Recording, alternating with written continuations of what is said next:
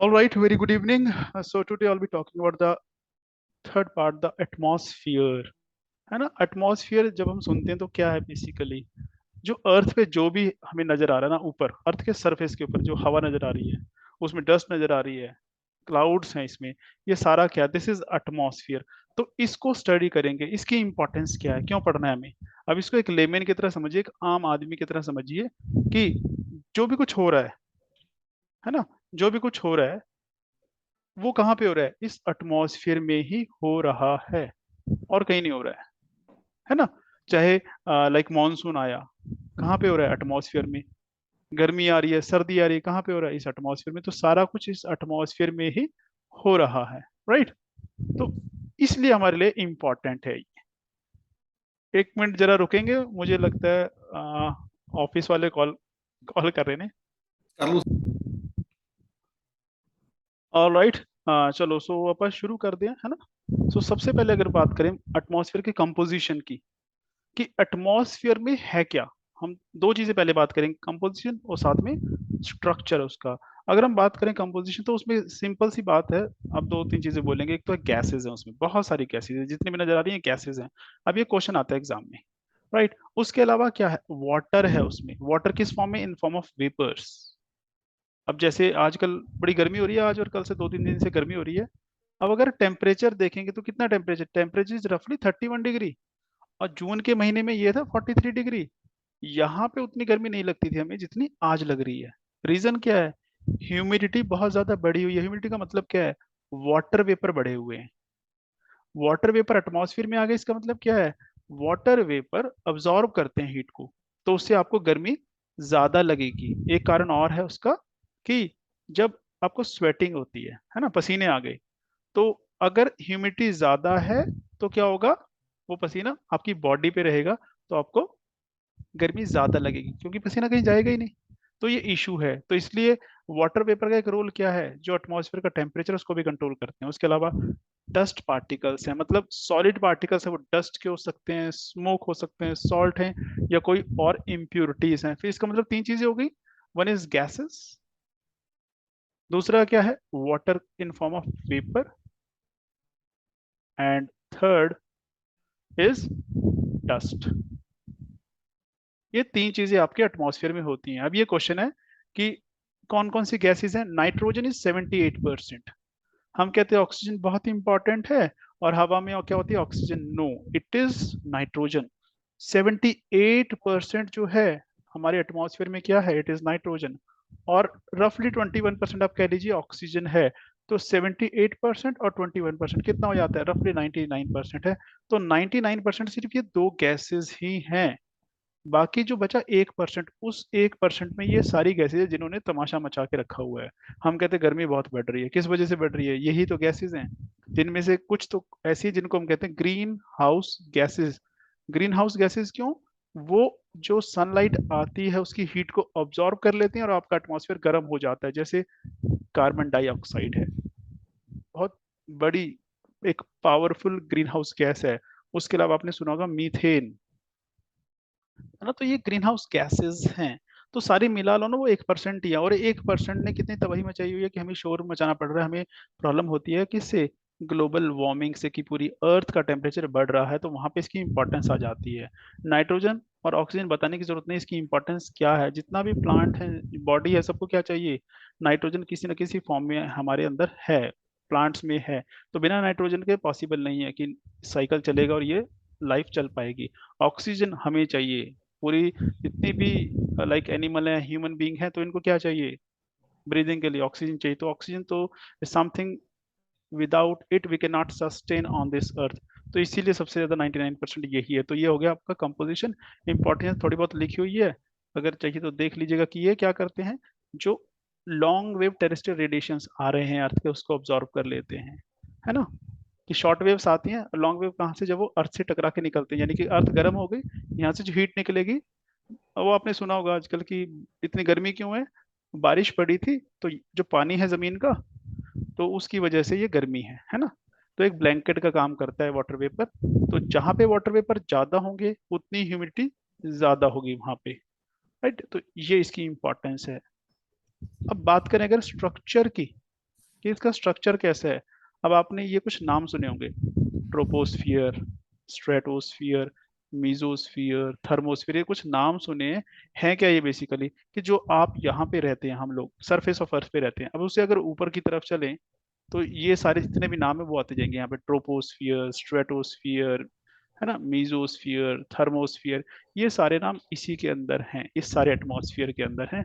और इसी एटमॉस्फेयर के अंदर हम सारी बातें करते हैं कि जो स्पेसक्राफ्ट है वो यहीं पे आपको मिलेगा। कुछ पोलर लाइट्स आती हैं, है ना, जो हमें दिखती हैं पोलर पोल्स पे, तो वो है, आप वो कहते हैं शूटिंग स्टार जिनको मेट्रॉइड्स कहते हैं, वो यहाँ पे नजर आएंगे आपको। और ये प्लेन उड़ते हैं वो भी यहीं पे हैं जितने भी हैं। तो सारा कुछ, और सबसे लोअर जो लेवल है जो ट्रोपोस्फियर का है, यहाँ पे क्या है, इसमें जितनी भी आपकी क्लाइमेटिक इवेंट्स हैं वो इसी में होती हैं।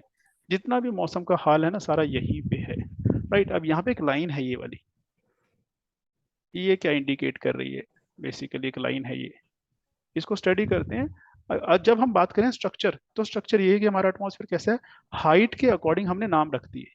यहाँ तक हाइट है इसका नाम कुछ और रख दिया, यहाँ तक हाइट है इसका नाम कुछ और रख दिया है, और यहाँ तक हाइट है इसका नाम कुछ और रख दिया, और उसके बाद का जो हाइट का नाम उसका कुछ और रख दिया। ये चार नाम है, पता होने चाहिए, इनके बारे में बता देता हूँ है क्या।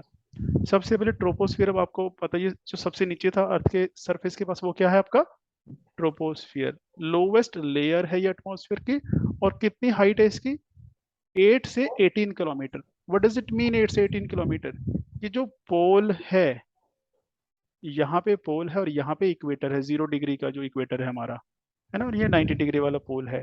पोल पे ठंड बहुत होती है, तो इसलिए जो हवा ज्यादा ऊपर तक नहीं जा पाती, वो यहीं तक रह जाती है। जो इक्वेटर, वहाँ पे गर्मी होती है रिलेटिवली ज्यादा, हमने टॉरिड जोन में पढ़ा था, गर्म होते एरिया, जब गर्म होती है तो ऊपर तक जाती है, तो इसलिए यहाँ हवा ऊपर तक रहती है, इसलिए जो हाइट है इसकी ट्रोपोस्फेयर की वो अलग अलग है। यहाँ पे कितना है, 8 किलोमीटर तक है, यहाँ पे 18 किलोमीटर तक ट्रोपोस्फियर की थिकनेस है, यानी कि ये प्लेन नहीं है ऐसे। राइट, तो ये पता होना चाहिए। दूसरी चीज क्या पता होना चाहिए इसमें, ये वाला, कि हाइट के साथ यहाँ पे टेम्परेचर डिक्रीज होता है। जितना जितना आप ऊपर जाएंगे उतना उतना टेम्परेचर कम होता जाता है। और कितना कम होता है, हर 165 मीटर ऊपर जाने के बाद 1 डिग्री टेम्परेचर कम हो जाता है। और इस चेंज को हम कहते हैं नॉर्मल लैप्स रेट। तो अगर क्वेश्चन आता है कि नॉर्मल लैप्स रेट कितना है हमारे यहाँ पे, तो वो है 1 degree Celsius for every 165 metre. Right, ये है। अब इसको आप कैसे समझेंगे, अब ऐसे कंपेयर कीजिए, आप चंडीगढ़ में हैं या पटियाला में हैं, और आप गर्मियों में कहाँ जाना चाहते हैं, शिमला।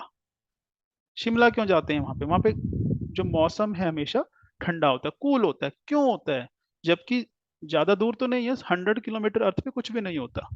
अर्थ इतनी बड़ी है तो 100 किलोमीटर की जो डिफरेंस है लेटीट्यूड का, वो कुछ भी नहीं है। तो उसका कारण क्या है, उसका कारण ये, चंडीगढ़ जो है ओशन से करीब 300 मीटर की हाइट पे है, जबकि ये कितना है, रफली अगर ज्यादा भी नहीं तो 2500 मीटर है। अब इतना डिफरेंस तो मतलब क्या है, अब जब 1 डिग्री पे कितने 1 डिग्री 165 मीटर पे है, तो इतने कितने हो गए, करीब करीब 2.5 किलोमीटर हो गए, 2 सवा 2 किलोमीटर तो एग्जैक्ट हो गए फर्क भी देखें तो यहाँ पे कितना होगा, ऐसे कह सकते हैं 6 डिग्री के करीब पूरा 1 किलोमीटर में फर्क पड़ जाता है। तो कितना हो जाएगा यहाँ पे, 10-12 डिग्री का फर्क पड़ जाता है। अगर यहाँ पे 30 डिग्री है तो वहां पे कितना हो जाएगा, 18 डिग्री टेम्परेचर हो जाएगा। तो इसलिए हम भागते हैं किधर, शिमला की तरफ। यहाँ पे 40 हो गया, वहां पे 28 डिग्री 25 डिग्री होगा, तो मतलब कूल होगा एटमॉस्फेयर। ये रीजन है जी। और जो लाइन जहाँ पे ये जाके एंड होता है, जैसे हमने अर्थ के बारे में बात की थी, वहां पे डिसकंटिन्यूटी होती है, उसको मोहो कहा था हमने, यहाँ पे उसको कहते हैं ट्रोपोपॉज। जहाँ पे ट्रोपोस्फियर जाके रुक जाए वो हो गया ट्रोपोपॉज। और जितनी भी क्लाइमेट की या वेदर की कंडीशंस हैं, कि मौसम जो बदलता है ना वो सारा, वो इसी लेयर में बदलता है और कहीं नहीं बदलता है। उसके बाद जो उसके ऊपर था वो है स्ट्रेटोस्फियर।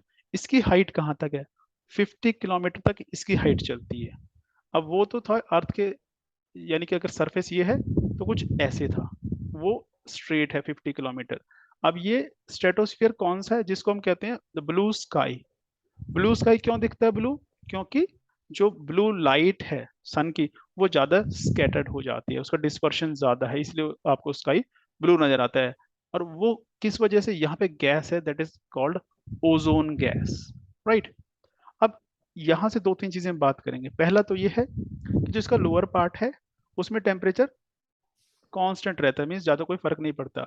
उसके बाद क्या, इट ग्रेजुअली इंक्रीजेस, इंक्रीज होना स्टार्ट हो जाता है कहाँ तक, जहां तक ये है, जो इस वाली लेयर में ट्रोपोस्फियर में वो डिक्रीज कर रहा था, सेकेंड वाले स्ट्रेटोस्फियर में वो इंक्रीज कर रहा है। अब इसका डिफरेंस क्या है, पहले का अगर नहीं आपको पता लगा, मैं दोबारा बता देता हूँ कि वहाँ टेम्परेचर हाइट के साथ कम होता है। क्यों, सवाल है भी ये सवाल, इसका आंसर ये है कि जो गैसेस हैं, जैसे जैसे आप ऊपर जाते हैं गैस की डेंसिटी कम होती जाती है, नीचे गैस ज्यादा होती है, ऊपर ऊपर या हवा कह लीजिए जो एयर है उसकी डेंसिटी कम होती जाती है।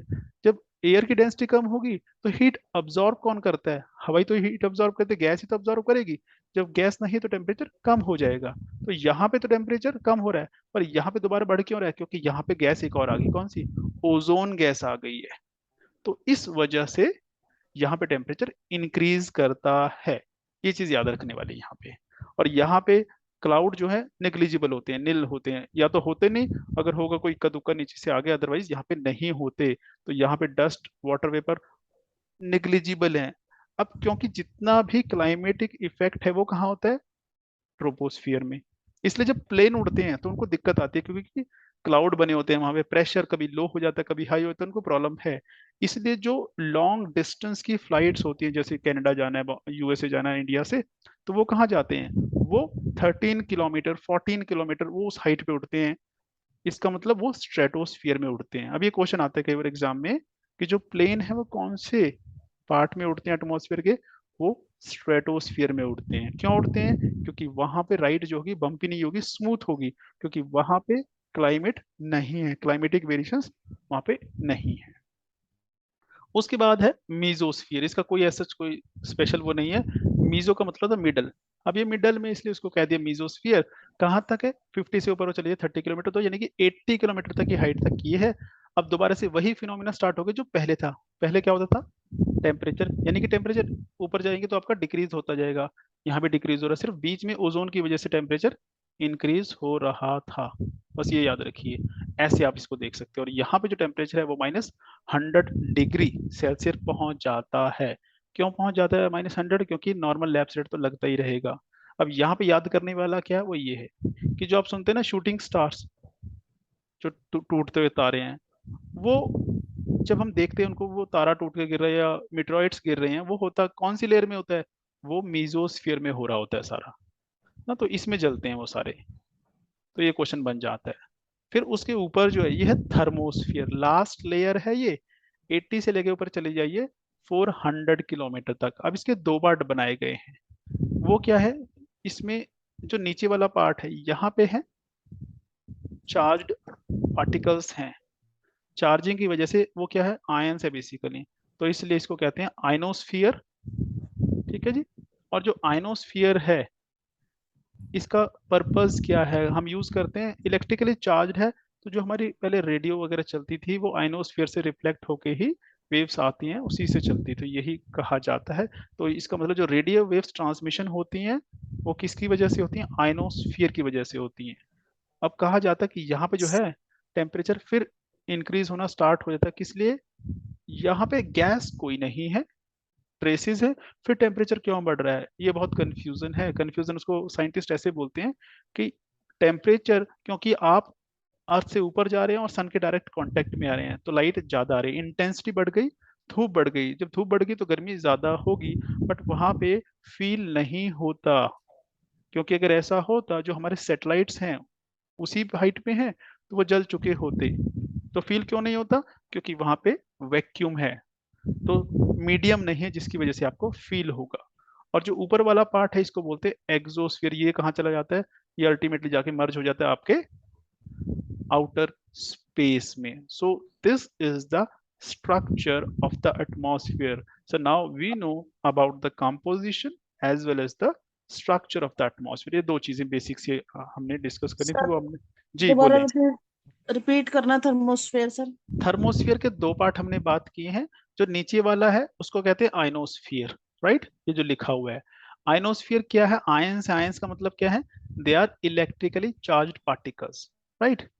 और किसके काम आता है, ये जो रेडियो वेव्स है उसको ट्रांसमिट करने के काम आता है। और इसमें हम कहते हैं उसके जो ऊपर वाला पार्ट है वो क्या है, एक्सोस्फियर, एक्सो मीन्स आउटर, एक्सटर्नल। अब ये ग्रेजुअली जो है, इसकी जो लिमिट है वो हमने लगाई हुई है 400। एज सच कहा जाता है कि इसकी कोई लिमिट नहीं है, क्योंकि ये जो आउटर स्पेस है आपका, बाहर की दुनिया, उससे जाके मर्ज हो जाता है, ये लास्ट है आपका। अब जो यहाँ पे टेम्परेचर लिखा हुआ है कि टेम्परेचर दोबारा से इंक्रीज करता है, अब यहाँ से कंफ्यूजन होती है कई बार कि जब यहाँ पे कोई गैस तो नहीं है तो टेम्परेचर इंक्रीज इंक्रीज क्यों करता है, डिक्रीज होना चाहिए था।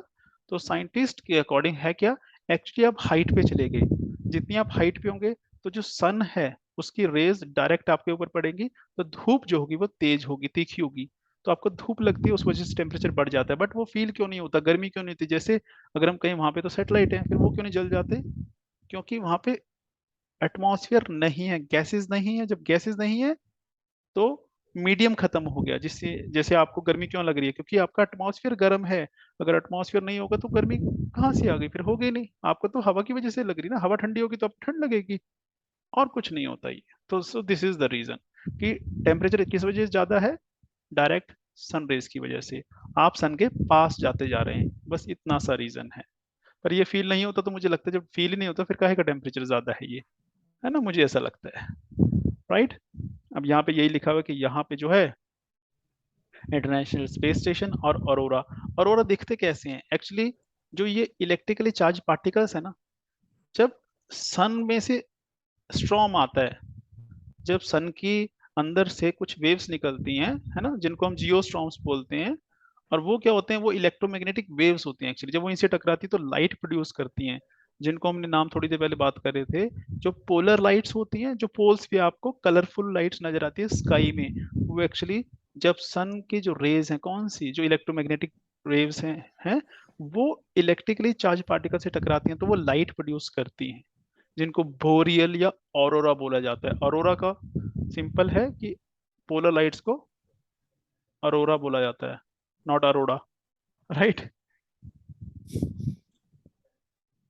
चलो जी, उसके बाद एक हमारे पास क्वेश्चन आता है कि जो आपका एटमॉस्फेयर है ना, अब इसका अगर टेम्परेचर की बात करें, ये इसका टेम्परेचर बढ़ता भी है और कम भी होता है। एक तो हमने देखा था सीजन है, वो तो है ही है, पर रोज भी अगर देखें, अब रोज टेम्परेचर सेम नहीं होता है, सुबह कुछ और हो सकता है, शाम को कुछ और हो सकता है, फिर गांव में टेम्परेचर कुछ और हो सकता है एक ही टाइम में, और शहर में कुछ और हो सकता है। तो ये अलग अलग टेम्परेचर क्यों होते हैं, कौन से फैक्टर हैं, और या जो हीटिंग है अर्थ की किस वजह से होती है ना, जो हमारा एटमॉस्फेयर है किस वजह से गर्म होता है।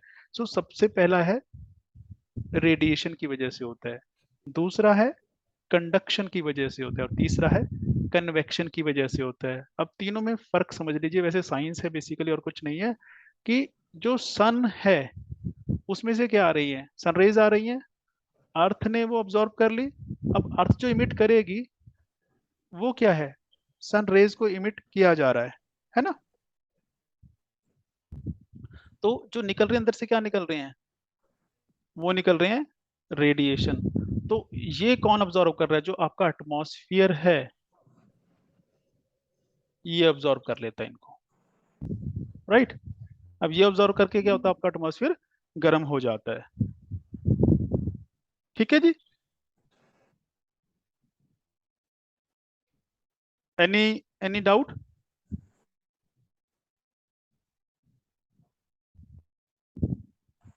और दूसरा जो है कंडक्शन।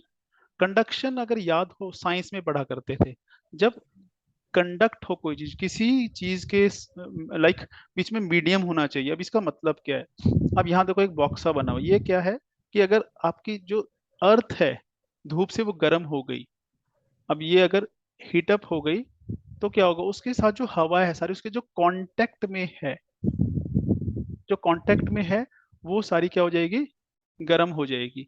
जैसे आप ऐसे एग्जांपल लीजिए, एक रॉड है ना, अब वो किसकी, आयरन रॉड है। अगर आयरन रॉड को अब यहाँ से गर्म करेंगे तो यहाँ से गर्म होगी कि नहीं होगी, ए से गर्म करेंगे तो बी गर्म होगा कि नहीं होगा, ये मुझे बताएं। हाँ जी। हो जाएगा, क्यों होगा। अब यहाँ जो फिनोमिना है उसका कारण क्या है, कि जो कंडक्शन और हीट कंडक्ट होती है, आप सभी को पता है। जैसे लकड़ी में कंडक्ट नहीं होती है क्योंकि उसमें बिजली कंडक्ट नहीं होती है ना, प्लास्टिक में कंडक्ट नहीं होती है, यहाँ पे कंडक्शन है, आयरन में, मेटल्स में कंडक्ट होता है। तो ये कंडक्शन की वजह से सेम यहाँ पे भी हो रहा है। तो जो हवा यहाँ की गर्म क्यों हुई, क्योंकि जमीन गर्म है आपकी, राइट। एक तो ये, सो एक रीजन हो गया आपका रेडिएशन, दूसरा हो गया कंडक्शन। अब तीसरा यहाँ लिखा कन्वेक्शन। ये क्या मतलब है? अब इसका मतलब सिंपल सा ये है कि अब ये सारा एटमॉस्फियर, मान लीजिए यहाँ पे आपके एरिया में धूप बहुत ज्यादा थी, तो गर्मी यहाँ होनी चाहिए। सारा एटमॉस्फेयर कैसे गर्म हो जाता है?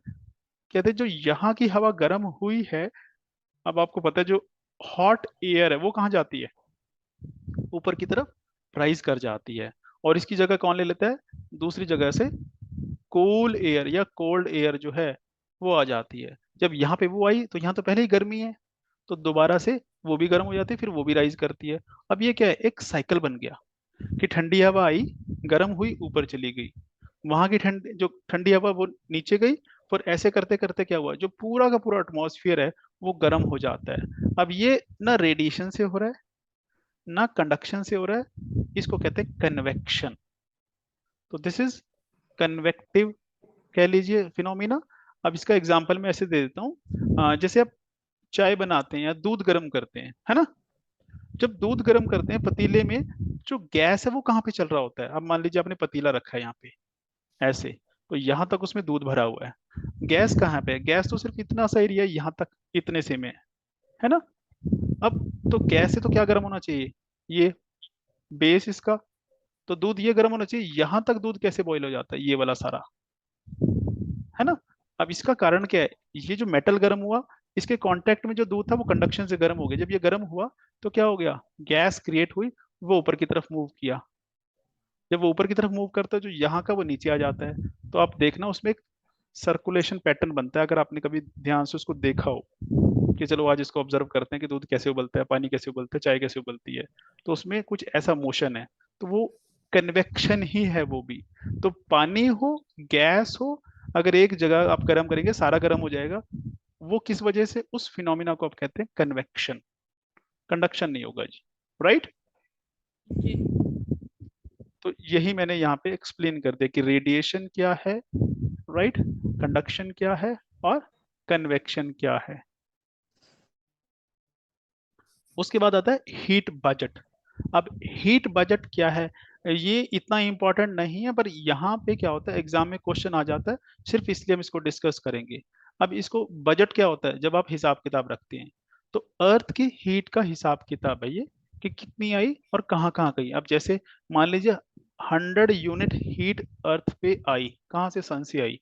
पर एक्चुअली कहते हैं ऐसा नहीं होता, जो 100 आई उसमें से कुछ तो वापस चली जाती है। तभी किस चीज से? जो अर्थ के ऊपर क्या है, स्नो है, उससे रिफ्लेक्ट होके वापस चली जाती है। एटमॉस्फियर है, उसमें बहुत सारी चीजें, जैसे क्लाउड है, उससे रिफ्लेक्ट होके वो वापस ही चली जाते हैं। तो करीब कहते हैं 35% वापस चली जाती है, वो कभी धरती पे पहुंचती नहीं, अगर यहाँ पे अर्थ है तो। और इस 35% को एक नाम देते हैं, कि वो कहते हैं ना कि कितनी वापस गई, 35% गई। तो ये नहीं कहा जाता वापस कितनी गई, उसका कहते हैं अल्बिडो कितनी है। तो अगर क्वेश्चन आए कि अर्थ की एल्बिडो कितनी है, वो है 35%, यानी कि जितनी भी सन की लाइट आती है उसमें 35% वापस चली जाती है, जमीन पे कभी आती ही नहीं, राइट। अब बची कितनी? 65% बची जी। अब 65% में से भी होता क्या है, 14% जो आपका एटमॉस्फेयर में गैसेस हैं, ये उसको अब्जॉर्ब कर लेती हैं। अब जो बच गई वो कितनी बच गई? 51%। तो अर्थ को जो हीट मिलती है, जो सनलाइट मिलती है, वो सिर्फ आधी मिलती है। अब 51% से अर्थ गर्म होती है, तो जितनी भी आपकी अर्थ गर्म होगी ना सरफेस, वो 51% से होता है। अब इसमें से जब ये क्या होगा, जब अर्थ गर्म होगी, गर्म होने के बाद हर बॉडी क्या करती है, हीट छोड़ती है, जिसको बोलते हैं रेडिएशंस निकलते हैं। तो कहा जाता है उसमें से 17% तो सीधे कहाँ चले जाते हैं, एटमॉस्फेयर में डायरेक्ट चले जाते हैं, स्पेस में चले जाते हैं, वो अब्जॉर्ब नहीं हो पाती। जो बाकी बची है, अब 51 में से 70 चलेगी, कितनी बची? 34%। वो कहाँ रह जाती है? उसको ट्रैप कर लेता हमारा एटमॉस्फियर, राइट। तो पहले 14% ट्रैप की थी, अब उसने 34% ट्रैप कर ली। टोटल कितनी हो गई जी ये? 48%। तो 48% आपकी कहाँ गई? ये हमारे एटमॉस्फेयर ने ट्रैप कर ली। 17% स्पेस में निकल गई। 35% हमारे पास आ ही नहीं थी, एल्बिडो थी। 35, 17 और 48 कितना हो गया जी? 0, 2, 5 6 4 10 100, तो 100 आई थी, ये रहा हिसाब किताब। तो ये हो गया हमारा बजट हमारे हीट का। सो ये जो हमने कुछ नाम लिए हैं कि कितनी कहाँ गई, 35% वापस चली गई जो एल्बिडो है, 17% स्पेस में चली गई है कहाँ से, जब अर्थ गर्म हो जाती है, 48% टोटल वो है जो आपके एटमॉस्फेयर ने आपसे ऑब्जर्व कर ली है, और स्पेस इसको हमारी अर्थ को एक्चुअल में कितनी मिली थी, 51% मिली थी, जो बाकी बाद में स्पेस में दोबारा से चली गई। तो इसमें इतना पता होना चाहिए, यहाँ पे वही लिखा हुआ है कि 100% एनर्जी आई, है ना, 35% रिफ्लेक्ट होके वापस चली गई, आपके पास 65% बची, 17% डायरेक्ट स्पेस में चली गई, और ये जो 34% ये और 14% पहले, अब ये करके वो हो गया था 48%। तो ये और 35% पहले रिफ्लेक्ट हो चुकी है। तो यहाँ पे यही है कि कितनी आउटगोइंग है, कितनी एल्बिडो है, बस इसको समझना है आपको, और कुछ नहीं है यहाँ पे समझने वाला। क्वेश्चन ऐसे ही बनते हैं कि जो एल्बिडो किस वजह से होती है, क्लाउड जैसे उससे रिफ्लेक्ट होकर चली जाती है ना, स्नो है उससे रिफ्लेक्ट होकर चली जाती है, तो ये चीजें हैं, राइट। उसके बाद आता है जो हमारा टेम्परेचर अर्थ का। अब वो कौन कौन से फैक्टर्स उसको अफेक्ट करते हैं, जैसे टेम्परेचर एक ही एरिया में अर्थ पे, अगर एक मैं बोलूं ये 0 डिग्री, उसके बाद मैं बोलूं 20 डिग्री क्या लेटीट्यूड, तो जितनी सनलाइट यहाँ पे आती है यहाँ पे भी तो उतनी आती है, इसमें ए बी सी, जितनी ए पे लाइट आएगी उतनी बी पे उतनी सी पे, पर फिर भी आप देखो एक ही लाइन में जितने शहर है उनका टेम्परेचर अलग अलग हो सकता है। तो ऐसा कैसे हो जाता है, उसका कारण क्या है कि वहां पे वाटर कितना है और लैंड कितनी है। अब जैसे बॉम्बे है, बॉम्बे के पास क्या है, ओशन है, तो जबकि बॉम्बे से आगे जाओगे उसी लाइन में जो स्टेट्स हैं, जो सिटीज हैं, वहां पे क्या होगा, वहां पे बेसिकली क्या होता है, यहाँ पे होता है लाइक वार्म, है ना, बहुत ज्यादा गर्मी हो जाती है, और यहाँ पे क्या है, बॉम्बे में ना ज्यादा गर्मी होगी ना ज्यादा सर्दी होगी। दूसरा फर्क किस चीज का पड़ता है, दूसरा जो विंड्स चलती हैं वो भी चेंज कर देती हैं हमारे टेम्परेचर को। उसके अलावा ओशन करंट्स, कि यहाँ जो वाटर बॉडी है उसमें जो पानी है वो उसका टेम्परेचर कैसा है, वो हॉट है या कोल्ड है, वार्म है या कोल्ड है। और चौथा जो है ऑल्टीट्यूड मीन्स हाइट कितनी है। अब यहाँ पे जो सी है मान लीजिए वो प्लेन एरिया में, और जो बी है वो माउंटेन पे एक सिटी है, तो दोनों में फर्क होगा। क्योंकि अब इसमें क्यों फर्क होगा, अभी हमने पढ़ा नॉर्मल जो लैप्स रेट है वो क्या है कि जैसे हाइट के साथ ऊपर जाएंगे आप टेम्परेचर डिक्रीज होगा। तो एक ही लाइन में एक ही लेटीट्यूड पे एक ही टाइम में टेम्परेचर अलग अलग हो सकता है। तो उसके कारण क्या है, ये कुछ कारण है, जिसमें सबसे इंपॉर्टेंट क्या है, ऑल्टीट्यूड। लेटीट्यूड तो है ही है, लेटीट्यूड कैसे है, जैसे जैसे आप दूर जाएंगे पोल्स की तरफ 90 डिग्री की तरफ, टेम्परेचर क्या होता जाता है, डिक्रीज होता जाता है। ये हमने देखा था, पोल्स पे टेम्परेचर सबसे कम होता है जी, और 0 डिग्री जो इक्वेटर यहाँ पे सबसे ज्यादा होता है, राइट। अब दूसरा आता है प्रेशर, कि जो अर्थ है उसके वो जो प्रेशर है उसका डिस्ट्रीब्यूशन क्या है। अब आप बात करो अगर प्रेशर की, तो प्रेशर सेम नहीं है हर जगह पे, प्रेशर अलग अलग है।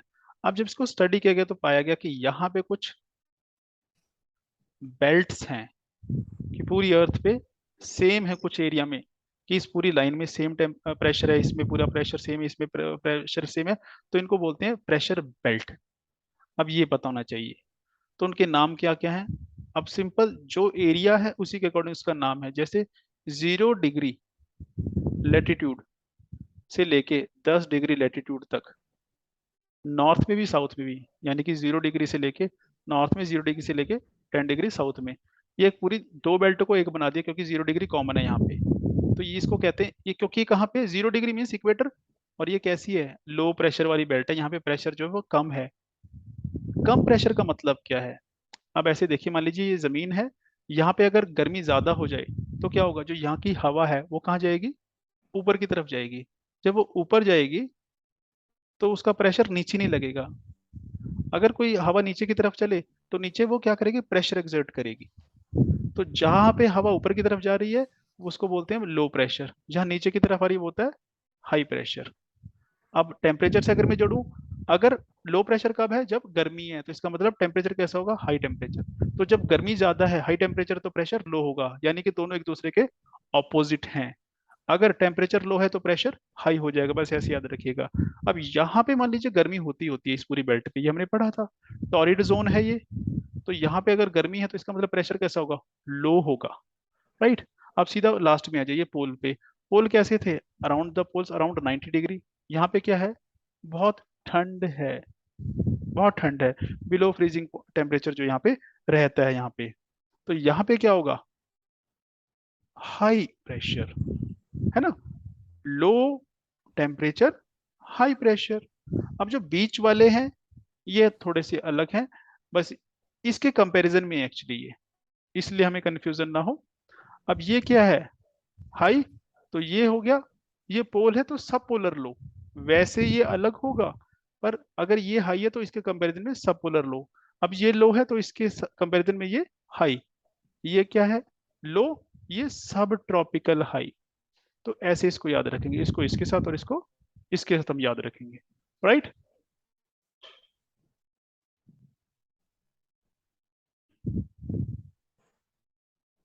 जी, एनी कंफ्यूजन? नहीं समझ आया सर, मैंने डायग्राम नहीं समझ आया, हॉरिजॉन्टल डिस्ट्रीब्यूशन में। है, सर ये ना इंटर टॉपिकल। हाँ ITCZ जो लिखा हुआ है ना। हाँ जी। हाँ कोई बात नहीं, मैं इसको एक्सप्लेन कर देता हूँ, क्योंकि एक्चुअली ये दो चीजें मिक्स हैं। यहाँ पे जो आपको दिख रहा है कुछ तीर नजर आ रहे हैं, ये एक्चुअली ये विंड है। तो अभी विंड इसके बाद में पढ़ेंगे, इसलिए दोनों चीज कंफ्यूजन हो जाती है। मैं इसको पर एक्सप्लेन अभी कर ही देता हूँ, डू नॉट वरी।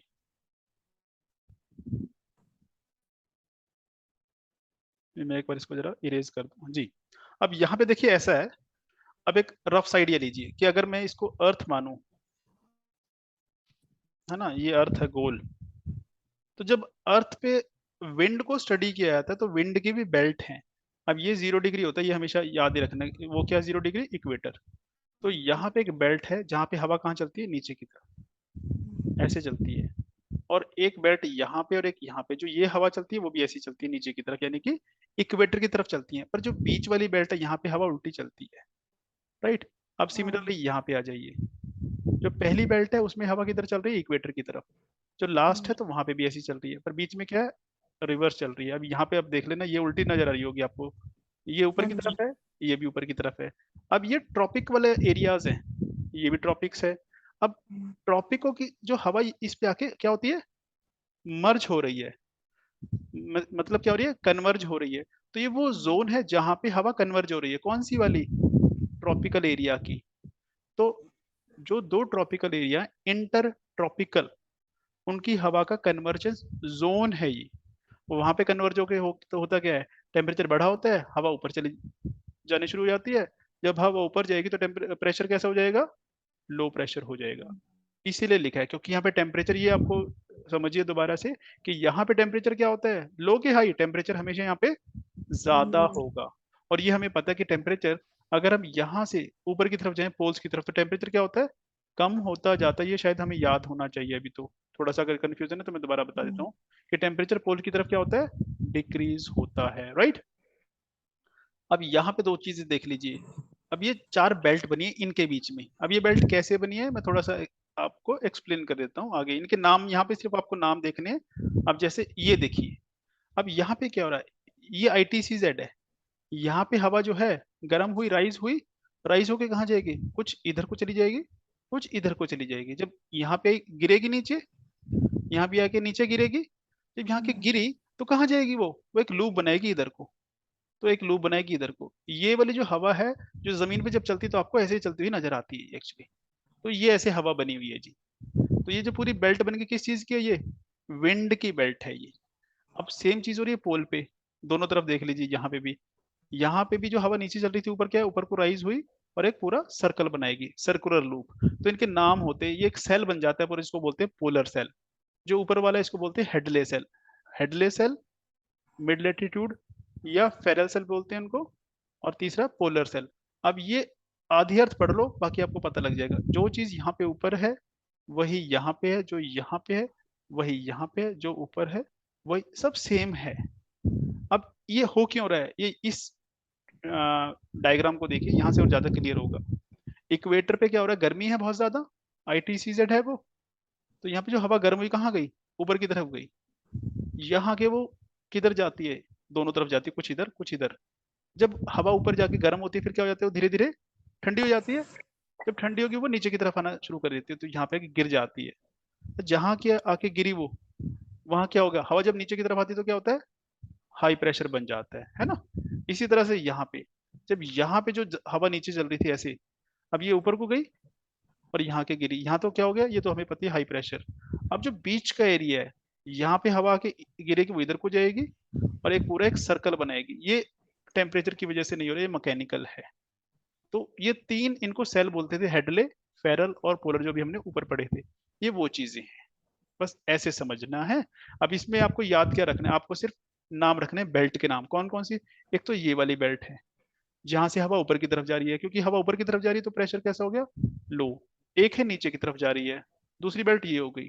फिर यहाँ पे फिर ऊपर की तरफ जा रही है तो ये लो प्रेशर। चौथी क्या है, जो यहाँ पे आ रही है। तो चार बेल्ट है नॉर्थ हेमिस्फीयर में, चार है साउथ हेमिस्फीयर में। पर क्या है, जो इक्वेटर है वो दोनों में कॉमन है, तो इस करके सात बेल्ट के नाम आते हैं, पर नाम सेम ही रहेंगे।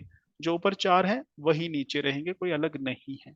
तो इन बेल्ट्स के सिर्फ नाम याद रखने आपने, और कुछ नहीं है, अगर याद होते, क्योंकि ये इतने इंपॉर्टेंट नहीं है हमारे लिए, बस हमें एक कॉन्सेप्ट थोड़ा सा ध्यान होना चाहिए। अब एक नाम आता है करंट, एयर करंट। विंड और करंट में क्या फर्क है, देखो जब एयर है, गैस है, उसको हम एयर बोलते हैं, मिक्सचर ऑफ गैस को। जब वो चलने लगती है अर्थ के साथ साथ ऐसे, तो उसको बोला जाता है विंड। जब वो हॉरिजॉन्टली चल रही है, अगर वो ऊपर की तरफ चलती है, जमीन से ऊपर की तरफ, तो उसको बोलते हैं करंट। सिर्फ इतना फर्क है।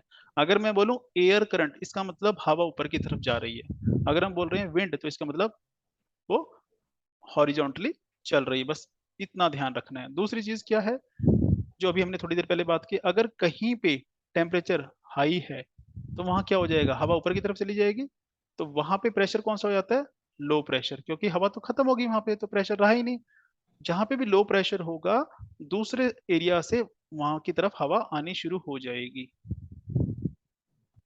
ये थोड़ा सा आप ध्यान रखिए। ऐसा क्यों हो रहा है, क्योंकि ये एरिया खाली हो गया, हवा नहीं बची। तो पड़ोस के एरिया से, साइड के एरिया से, नेबर एरिया से वहां पे क्या होगा, हवा आ जाएगी। कि नहीं आएगी जी, आ जाएगी ना। बस ये ध्यान रखना है ना। ये कॉन्सेप्ट आगे काम आने वाला है हमारे। अब जो हम बात करते हैं विंड्स की, विंड कितनी तरह की होती हैं। विंड तीन तरह से क्लासिफाई करते हैं। एक तो होती है जो प्लेनेट पे चलती रहती है, दूसरी होती है जो पीरियड के बाद आती है, एक पर्टिकुलर टाइम के बाद आती है, हमेशा नहीं होती। एक है जो लोकल है, वो किसी एक जगह पे चलेंगे, पूरी दुनिया में नहीं चलती। जैसे लू है, लू कहाँ चलती है, इंडिया में चलती है, अमेरिका में थोड़ी लू चल रही होती है, तो ऐसे है। अब जो प्लेनेटरी विंड है वो कौन सी विंड है, जो प्लेनेट पे हमेशा चलती रहती, परमानेंट, जो हमने अभी नाम ली, ये वाली विंड है। एक ये वाली बेल्ट और एक ये वाली, इनके नाम है, नाम क्या है, ट्रॉपिकल ईस्टर्लीज, और इनको कहा जाता है ट्रेड। ट्रेड का मतलब होता है ट्रेवल करना, ट्रेड विंड्स। दूसरी है ये वाली जिनको बोलते हैं प्रिवेलिंग वेस्टर्लीज, तो बस नाम याद रखिए, वेस्टर्लीज, और कुछ नहीं है। और जो तीसरी है वो है ईस्टर्लीज। यही नाम दोबारा रिपीट हो जाएंगे, ट्रॉपिकल ईस्टर्लीज या trade winds, westerlies and polar easterlies. Same ही है, जो नॉर्थ में वही साउथ में है, इतना याद रखना है। पीरियोडिक विंड कौन सी होती है, जो एक पर्टिकुलर टाइम पे आ जाए। उसका एक ही एग्जांपल हम लेते हैं, अच्छा वो है मॉनसून। मॉनसून पूरे साल नहीं आता जी, साल में एक बार आता है, और हर बार आता है। तो ये क्या है, ये एक वो विंड है जो एक पर्टिकुलर टाइम के बाद दोबारा से आती रहती है। तो तीन तरह से हम इसको डिवाइड करते हैं, राइट। तो आपको ये विंड बेल्ट्स पता होनी चाहिए।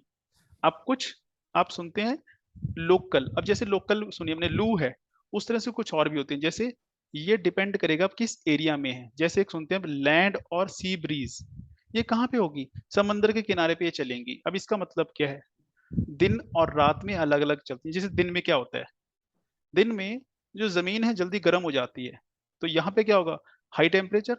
हाई टेम्परेचर से क्या होगा, यहाँ की हवा गर्म होगी, कहाँ चली जाएगी, ऊपर। जब हवा यहाँ से चली गई तो प्रेशर कैसा हो जाएगा, लो, एल लिखा है, इसका मतलब लो प्रेशर है। जो पानी है रिलेटिवली जल्दी गर्म नहीं होता है, जमीन जल्दी गर्म हो जाती है, पानी नहीं होगा, तो यहाँ पे जो टेम्परेचर है इसके मुकाबले कम होगा। तो इसका मतलब प्रेशर कैसा होगा, यहाँ पे हवा ज्यादा होगी तो प्रेशर हाई है। तो कोई भी चीज है हमेशा ज्यादा से कम की तरफ चलती है, हाई से लो प्रेशर की तरफ चलती है, तो हवा की तरफ चलनी शुरू होगी, जमीन की तरफ, हाई से लो की तरफ।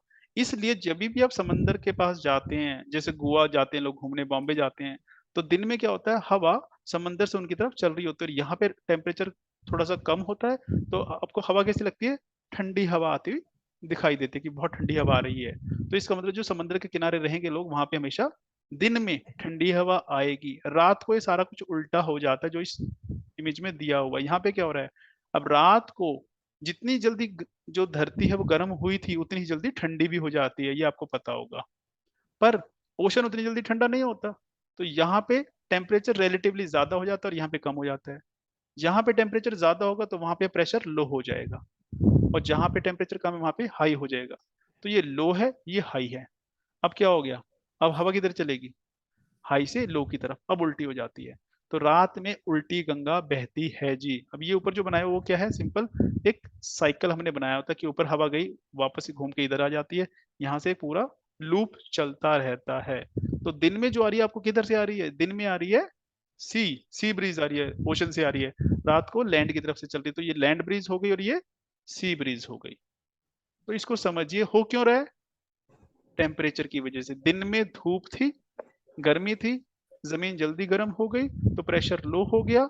जहां प्रेशर लो है तो हाई प्रेशर कहाँ पे है, समंदर में, वहां से हवा आएगी किसकी तरफ, जमीन की तरफ, तो वो हो गई सी ब्रीज। रात में ये उल्टा हो जाता है, रात में चलती है लैंड ब्रीज। अब ये रोज पर्टिकुलर टाइम पे रोज चलता है, तो ये हो गया एक तरह से पीरियोडिक या लोकल विंड्स हो गई।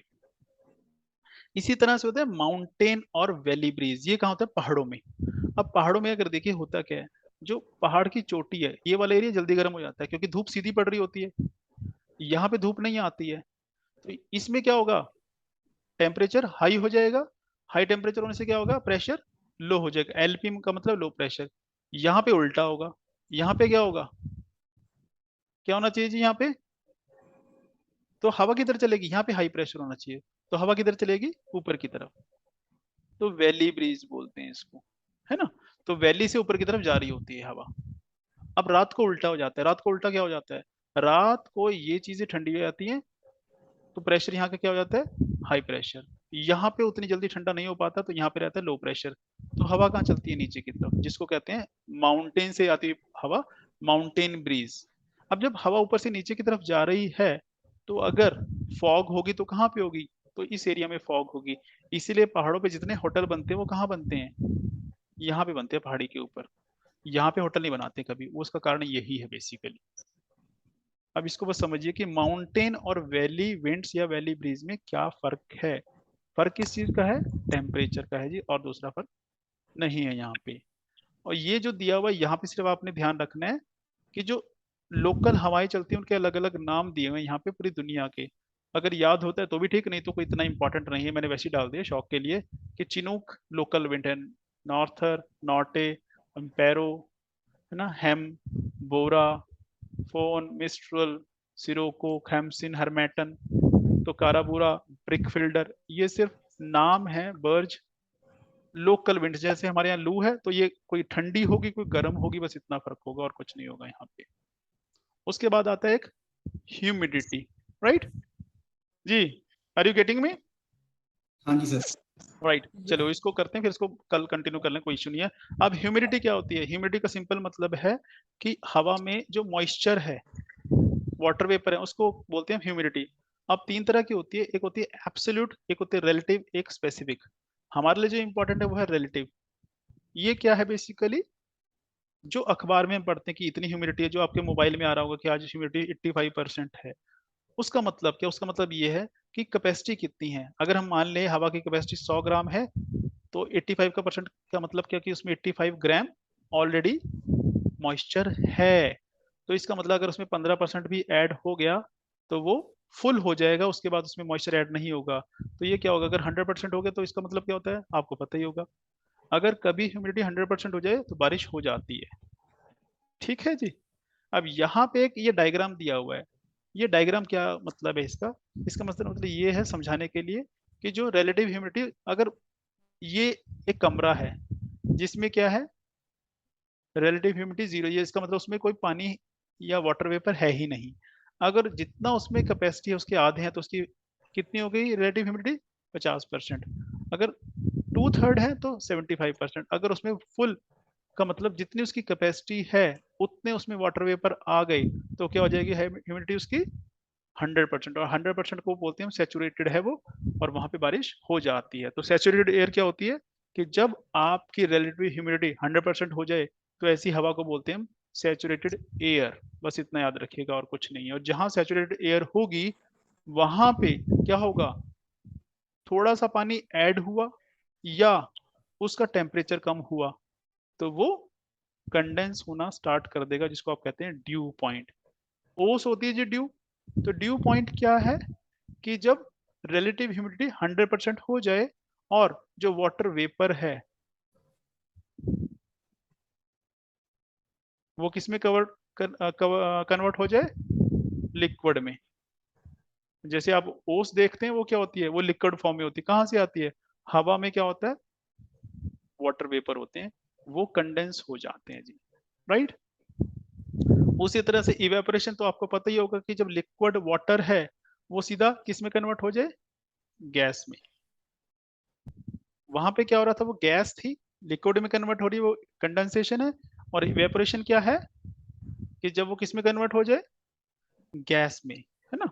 तो ये चीज देखनी है। चलिए इसको कल कंटिन्यू करते हैं, इसको थोड़ा समझिएगा, then will proceed further, right जी। ठीक है सर। ऑल राइट, क्योंकि डाउट्स इसमें हो जाएंगे तो डाउट्स जो है जितने पॉसिबल है